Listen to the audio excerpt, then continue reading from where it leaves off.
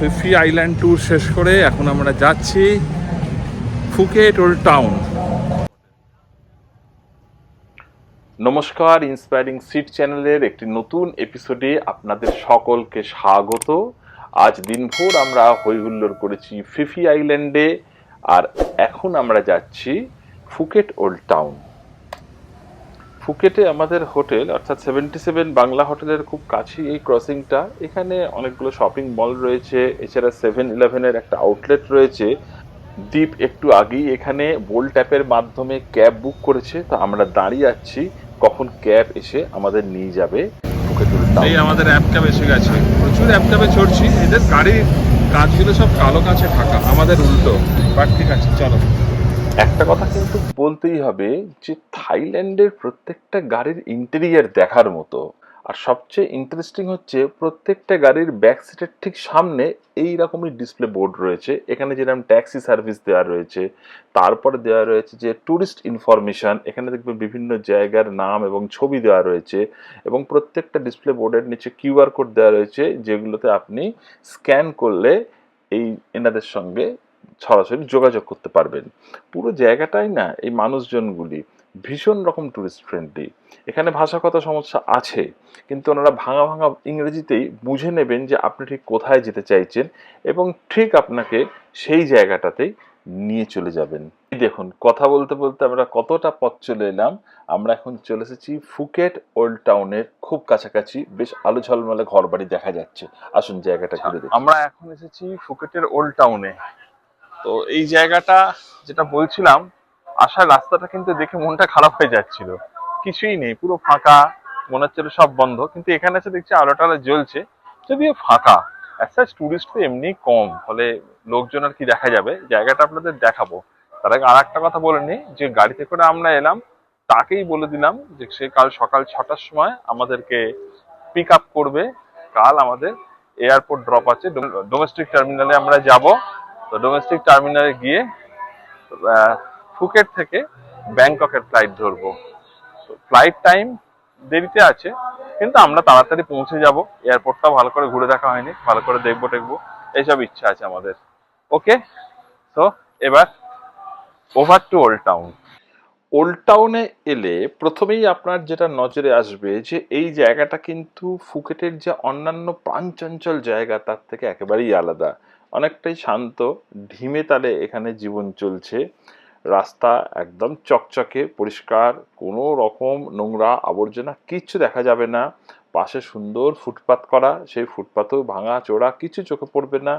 আর রাস্তার দুপাশের দোকানগুলিও দেখার মতো পরিষ্কার পরিচ্ছন্ন, এবং অনেক অদ্ভুত অদ্ভুত সব জিনিসপত্র সেখানে বিক্রি হচ্ছে।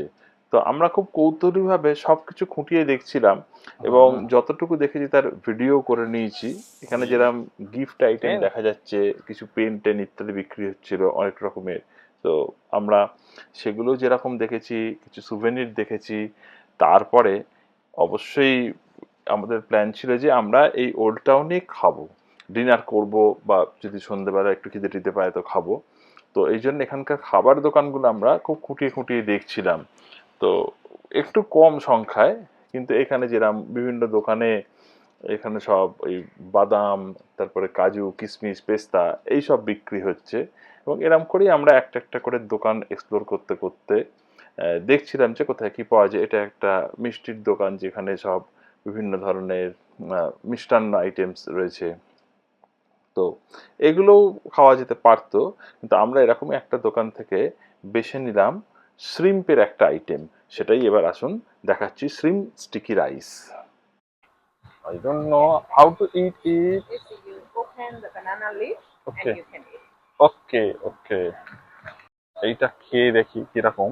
শ্রিম্প স্টিকি রাইস, কোকোনাটের জন্য। Yeah. Coconut and little bit black pepper. Okay, yeah, Yeah, and shrimp. and shrimp.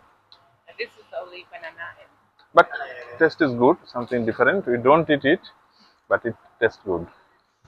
যারা আমাকে চেনেন ভাববেন না যে বাইরে গিয়ে একেবারে ফুর্তির ফান গড়ের মাঠ আর অখাদ্য খাদ্য খাচ্ছে। জীবনটা এরকমই, নানান রকম অভিজ্ঞতার মধ্যে দিয়ে চলতে হবে। আর এই যে খাবারটা, এটা খেতে কিন্তু অনেকটা পিঠের মতো। ওই আমাদের যেরকম নারকল পিঠে হয় সেরকম। নামটা দিয়েছে শ্রিম স্টিকি রাইস তো আমাদের বোধহয় পিঠেতে এইরকম স্বাদটা পাই। তো এই স্বাদের মিল কি করে জানি না, শুধু এটা একটু গোলমরিচ বা কিছু একটা দেওয়ার ফলে একটুখানি অদ্ভুত সুন্দর বৈচিত্র্য আছে স্বাদের মধ্যে। আদারওয়াইজ খেয়ে কিন্তু কিচ্ছু ডিফারেন্স বোঝা যাচ্ছে না। ঠিক আছে, এটাকে খেয়ে নি, তারপর আবার ভিডিওয়ে আসছি। আরেকবার দেখিয়ে নি। এই যে এই বস্তুটা একদম পিঠের মতো দেখতে, একটু চটচটে রয়েছে, এটাই ডিফারেন্স। First class, 10 Bhatt. ওটাকে আসল কথা বলতে ভুলে গেলাম। আবার দেখাই ওল্ড টাউনের ছবিটা, অনেকটাই ফাঁকা। আমি যেরকম অন্যান্য ভিডিও আগে যেরকম দেখেছিলাম সে তুলনায় কিন্তু এটা এখন অনেকটাই ফাঁকা।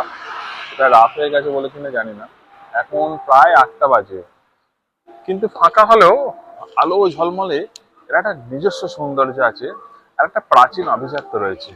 একটু বাড়িগুলো দেখলে সেটা বোঝা যাচ্ছে। একটা বাড়ি খুব ফুটিয়ে দেখাই, এই দেখুন এই বাড়িটা কেমন সুন্দর, বড় বাড়ি, প্রাচীন ভাস্কর্য। এই রাস্তাটাতে বাঁদিকের বাড়িটাও দেখাই, এটাও বেশ দেখার মতো। বাড়িগুলো দেখেই বোঝা যাচ্ছে যে বেশ পুরনো পুরনো একটা গড়ন রয়েছে।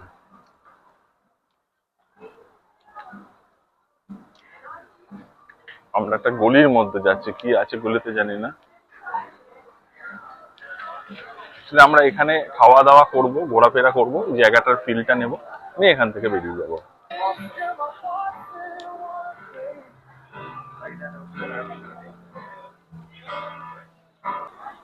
এই হোটেলগুলো দেখুন কিরম প্রাচীনত্বের স্বাদ রয়েছে। Sorry, we are done taking orders for now লেখা আছে উপরে, যে আজকের মতো অর্ডার নেওয়া শেষ, এই জন্যই সব বন্ধ করে দিয়ে চলে গেছে। কিন্তু প্রাচীন আভিজাত্যটাকে স্পষ্ট ধরে রেখে দিয়েছে। এখানকার স্থানীয় মানুষেরা খুব হাসি খুশি। দেখুন পেছনে দেখা যাচ্ছে নিজেদের মধ্যে কথা বলছে, সবসময় আনন্দ করছে। জানি না এরা ব্যক্তি জীবনে এরকম কিনা, কিন্তু অদ্ভুত মজা করছে, হাসি খুশি করছে, ফুরফুরে মেজাজে থাকে। এখানে কিন্তু রাস্তার দুদিকেই থেকে থেকে সব গিটার নিয়ে বসে পড়েছে। হেয়ার এই আর একটা দোকানে এলাম, কি সুন্দর সাজানো দোকানটা, দেখার মতো। দেখো কত সুন্দর। আমরা এখন রাস্তা ক্রস করছি, জেব্রা ক্রস, খুব সাজানো ছবির মতো এই জায়গাটা। মানুষজন বসে আনন্দ করছে, খাওয়া দাওয়া করছে, ছোট ছোট দোকান, এবং সব পরিষ্কার পরিচ্ছন্ন টিপটপ করে রাখা আছে।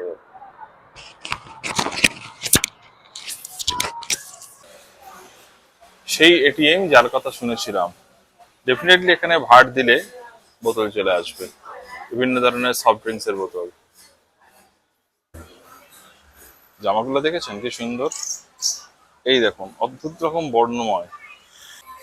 নানা রকম জিনিসপত্র এখানকার দোকানগুলো সাজানো। আর আমাদের ইচ্ছে ছিল একটু টুকটাক গিফট নেব এখান থেকেই, ওই জন্য খুঁটিয়ে খুঁটিয়ে সব কটা দোকান ঘুরছিলাম, দেখছিলাম, একটু দরদামও করছিলাম। অবশেষে দীপ একটা মনের মতো জিনিস পেল। দীপ বেশ কিছু কেনাকাটা করছে, আমিও কিনেছি। কি সুন্দর হাসি খুশি ভাবে এরা বিক্রি করে, এটাই দেখার। আর এইটা দেখুন, রাস্তার এক প্রান্তে এরকম একটা সেলফি জোন করা রয়েছে, আয়না করে সুন্দর ডিজাইন, তার সামনে দাঁড়িয়ে নিজেদের ছবি নেওয়া যায়। আমরা কিন্তু মন প্রাণ ভরে এখানে বেশ কিছু ছবি নিলাম। আসলে আমাদের বেশ খিদেও পেয়েছিল, কিন্তু এই রাস্তার ধারে সব পুরনো পুরনো দোকানঘর দেখতে দেখতে খোঁজ করছিলাম হোটেলের, অধিকাংশ হোটেলই বন্ধ। অবশেষে একটি হোটেল খোলা পেলাম, Maharaja of Indian cuisine, the only Amritsari restaurant. আসলে এই সফরের শুরুর থেকেই ওই স্যান্ডউইচ আর এইসব পোকামাকড়, ফল, স্যালাড এইসব খেয়ে দীপের একেবারেই ভালো লাগছিল না। তাই এরকম একটা ইন্ডিয়ান রেস্তোরাঁ হাতের কাছে পেয়ে ও আর কোনো দিকে তাকায়নি, শটান ভেতরে ঢুকে পড়লো। তারপরে আমাদের একটা অ্যামেজিং এক্সপিরিয়েন্স হলো এই রেস্তোরাঁর ভেতরে এসে, সেটা বলছি। এই ছোট্ট দোকানটা কিন্তু ভারী সুন্দর, এখন লোক নেই বলে তাই একদম ফাঁকা ফোক্কর রয়েছে। আর এখানকার মানুষগুলিও খুব সুন্দরভাবে এসে খাবার দাবার সার্ভ করছে। তো যেমন শুরুতেই একটা ওয়েলকাম ড্রিঙ্কস ছিল, সেটা আমি দেখাচ্ছি। আমরা এখানে অর্ডার করলাম বাটার কুলচা আর চিকেন টিক্কা মশালা। তো এটা পুরো ইন্ডিয়ান খাবারের মধ্যে দিয়ে যাব, এটাই ঠিক করলাম এখানে এসে কিরকম এটা করছে দেখার জন্য। মোস্ট ইন্টারেস্টিং, এরা কিন্তু হিন্দি এবং ইংরেজিতে ভীষণ সাবলীল, কোনো রকম অসুবিধা হলো না আমাদের সঙ্গে কমিউনিকেট করতে। আর এনাদের যে জেস্চার, বডি ল্যাঙ্গুয়েজ মানে নেক্সট লেভেলের। এনাদের মতো এত কর্ডিয়াল এবং এত সুন্দরভাবে খাবার দেওয়া, মানে আমরা যেন একটা কেউ কেটা এখানে এসেছি, এটাও সৌভাগ্য। মানুষগুলো খুব ভালো, খুব মিষ্টি। এটা কিন্তু সেকেন্ড দিন এবং এ পর্যন্ত আমি আমার জায়গা থেকে একদম সরবো না। এই মানুষগুলো খুব ভালো। এনারা যারা এখানে রয়েছেন তারা মিয়ানমার থেকে এসেছেন, কিন্তু এরা প্রচন্ড সাবলীল। তাদের কথাবার্তা ইংরেজি, হিন্দি এবং স্থানীয় ভাষা অবশ্যই তারা জানেন, থাই ভাষা। এবার দেখি দিতে আসছে দেখেছিল। এই হচ্ছে ওয়েলকাম ড্রিঙ্কস, কি সুন্দর দেওয়ার কায়দা। স্যালাড দিয়েছে, এটা দিয়েছে খাবার। দীপও এটাতে খুব পছন্দ হয়েছে। দীপ ভাবছিল যে হয়তো আমার সঙ্গে আসার ফলে ওকে রাস্তায় খালি ফুটের দোকানে খাইয়ে খাইয়ে পুরো ব্যাংকক সফরটা শেষ করে দেবো। সেরকম না, সবই আমরা খাবো, সবই ট্রাই করব। রেস্তোরাঁ, হোটেল, সব জায়গাতেই বিভিন্ন, তবে লোকাল এসেন্সটা থাকবে। কিন্তু ওয়াশরুমে হাতটা ধুয়ে আছি।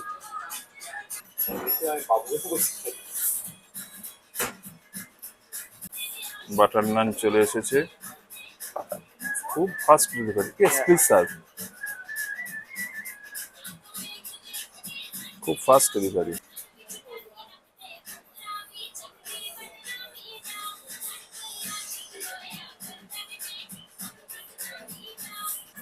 আরে বাপরে, এটা একদম ঠান্ডা। বাহ, ওয়ান্ডারফুল। কি আছে বলা মুশকিল, কি আছে রে এটার মধ্যে?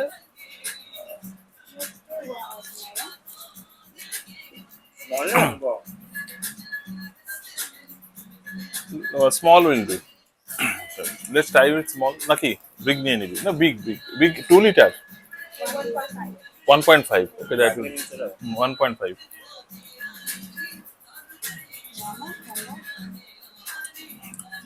অনেকটা পুদিনা পাতা দেওয়া আছে মনে হচ্ছে খেয়ে।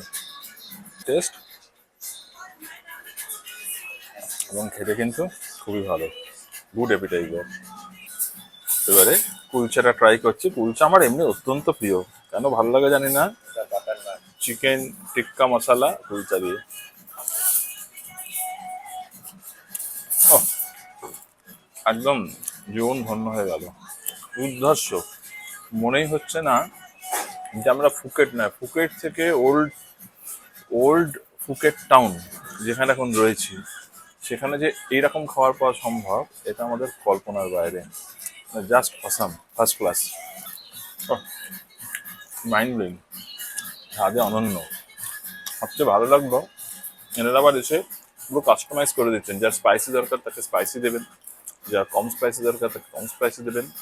অমৃতসর.com এদের ওয়েবসাইট, এবং পৃথিবীর বিভিন্ন জায়গায় এদের আউটলেট রয়েছে। ফুকেটে রয়েছে, তারপর দেখলাম দুবাই, সৌদি, এসবেতেও রয়েছে। তো যেখানেই পাবেন একবার ট্রাই করে দেখবেন, মন ভরে যাবে। খাওয়া শেষ হলো, পরম তৃপ্তি। খাওয়া দাওয়ার পরে আমরা আবার ফুকেটে ফেরত যাব, ওই জন্য দ্বীপ অ্যাপ বুক করলো, আর আমরা দু চোখ ভরে আবার দেখে নিলাম এইসব পুরনো ঘর বাড়িগুলো। এই আমাদের গাড়ি এসে গেছে, ম্যাকগ্রো হিলের আর একটা দুর্ধর্ষ গাড়ি। কদিন ধরে সব ভালো ভালো গাড়িতে উঠলাম। রাত প্রায় 10টা নাগাদ আমরা ফুকেট ওল্ড টাউন থেকে জার্নি শুরু করলাম। এবার আমরা যাচ্ছি আবার প্যাটং বিচে, আমাদের গন্তব্য 77 বাংলা হোটেল। 10টা বেজে গেছে, তো রাস্তা তো স্বাভাবিকভাবেই ফাঁকাই হবে এবং অন্ধকার, তবুও বেশ কিছু গাড়ির ভিড় রয়েছে। তো এই যে ব্যাক জার্নি, অর্থাৎ ফুকেট ওল্ড টাউন থেকে প্যাটং বিচ অব্দি আমরা যে এলাম, এই পুরো রাস্তাটাই আমি মাঝে মাঝে ভিডিও করে রেখেছিলাম এবং ওই ভিডিওগুলো দেখাচ্ছি। যদি ভালো লাগে অবশ্যই দেখবেন খুঁটিয়ে খুঁটিয়ে। আফটার অল অন্য দেশ, তো সেই দেশের রাস্তাঘাট কেমন, ট্রাফিক কন্ডিশন কেমন, মোটামুটি কিন্তু একই রকম মনে হয়েছে আমার। খুব যে ডিফারেন্স তা না, তবে রাস্তা একদম খানাখন্দ, গর্ত এইসব কিছু নেই। আর কোথাও কোথাও রাস্তা চওড়া, যেটা চোখে পড়বে। আর অনেক জায়গাতে কিন্তু রাস্তা একটাই লেনে গাড়ি যাবে আর একটা লেন দিয়ে আসবে, আর মধ্যখানে ডিভাইডার দেওয়া আছে। এই একটা জিনিস চোখে পড়েছে। আর একটা অদ্ভুত কথা জিনিস দেখলাম, এখানে কোথাও স্পিড লিমিট করা নেই, কিন্তু এইরকম যেরকম ওই ডাইভারশনের সিম্বল দেওয়া আছে, যেটা আমাদের এখানেও রাস্তায় দেখা যায়। আর আরেকটা জিনিসের চোখে পড়েছে যে রাস্তার এই টার্নের আগে, বিশেষ করে যখন ডাউনহিল বা আপহিল একটু উঁচু নিচু রাস্তা সেখানে টার্ন করছে, সেখানে লেখা আছে ইউজ লো গিয়ার। এই কথাটা কিন্তু বারবার চোখে পড়েছে। আর এছাড়া কিন্তু কোথাও স্পিড লিমিট এত, স্পিড লিমিট তো এরকম কোনো নির্দেশিকা পুরো থাইল্যান্ডে এ পর্যন্ত আমাদের চোখে পড়েনি। আর গাড়ি তো অত্যন্ত দ্রুত যায়, কনজেস্টেড জায়গাতে একটু আস্তে ধীরে, এবং রাস্তা একটু ফাঁকা পেলেই এনারা একেবারে মানে তেড়ে গাড়ি চালান। এবার এই জায়গাটা দেখবেন কেমন সরু রাস্তা, একদিক দিয়ে যেতে পারে, একদিক থেকে রাস্তায় আসতে পারে। রাস্তার দুধারে কিন্তু চোখে পড়লো বেশ কিছু বোট রাখা রয়েছে, এগুলো সবাই বিভিন্ন অ্যাক্টিভিটির জন্য। আর দেখুন, কথা বলতে বলতে আমরা এসে গেছি প্যাটং বিচে। প্রচন্ড ভাইব্রেন্ট এই জায়গাটা।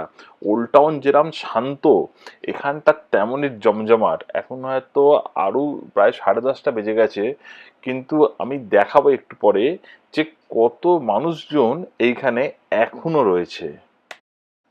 গাড়ি আমাদের নামিয়ে দিল ওই আমাদের হোটেলের কাছে। এখানে দেখুন motor bike and car for rent, daily basis, weekly basis, monthly basis, এরকমই ভাড়ায় গাড়ি পাওয়া যায়। এটা কিন্তু থাইল্যান্ডের একটা বিশাল সুবিধে, যে এখানে এলে এখান এখানেই গাড়ি নিয়ে, বিশেষ করে স্কুটি বা ছোট গাড়ি নিয়ে কিন্তু দিব্যি লোকালি ঘোরাফেরা করা যায়। আর রাস্তাঘাটের অসুবিধে নেই। আর এই মাছগুলোকে চেনেন তো, এগুলোকে বলছে ডক্টর ফিশ। এর মধ্যে পাটা দিলে ওরা এই খুবলে খুবলে ডেড সেলগুলোকে খেয়ে নেয়। তো এই থেরাপিটা দেখছিলাম অনেকেই করছিলেন। তারপরে দেখুন কেমন সুন্দর সব ফলের দোকানে ফল ঝুলছে, বিক্রি হচ্ছে, এবং অনেকগুলো ফলই বেশ প্লাস্টিকে মোড়া। বললে ওরা, আমরা খেয়েও দেখেছি যে একটা কন্টেনারে সুন্দর করে বরফ টরফ দিয়ে সাজিয়ে দেন। আর এটা একটা ওখানকার বাজার। রাত খুব সম্ভবত এখন প্রায় 12টা বাজে, কিন্তু দেখুন দুদিকেই খোলা রয়েছে বাজারের দোকানগুলো, লোকজনও দিব্যি কেনাকাটা করছে। কিন্তু আবার এটাও চোখে পড়লো বেশ কিছু মানুষজন জিনিসপত্র গুছিয়ে নিয়ে ঘরে ফেরার প্রস্তুতি নিচ্ছেন। তো জায়গাটা এখন আরো ফাঁকা হয়ে এসেছে, অবশ্যই অনেকটা রাত। আমরা ভিডিও করছিলাম। আর আরেকটা জিনিস ভালো লাগলো যে এখানে কিন্তু ভিডিও করতে কারোর কোনো আপত্তি নেই, আপনি যা খুশি ভিডিও করুন, ছবি তুলুন। বরঞ্চ এনারা খুব কোঅপারেটিভ, ছবি তোলার সময় পাশে সরে যাবে, কেউ আপনার ফ্রেমের মধ্যে এসে ফ্রেমটাকে স্পয়েল করবে না। আমরা এখানে বিভিন্ন দোকানের মধ্যে চেষ্টা করছিলাম যদি ব্যানানা প্যানকেকটা আরেকবার টেস্ট করা যায়, কারণ এটা তো সত্যি ইন্ডিয়াতে পাওয়া যায় কিনা আমার জানা নেই। তো বলতে বলতে দেখলাম যে এই আন্টি ব্যানানা প্যানকেক বিক্রি করছে, এই বোনটি আমাদের।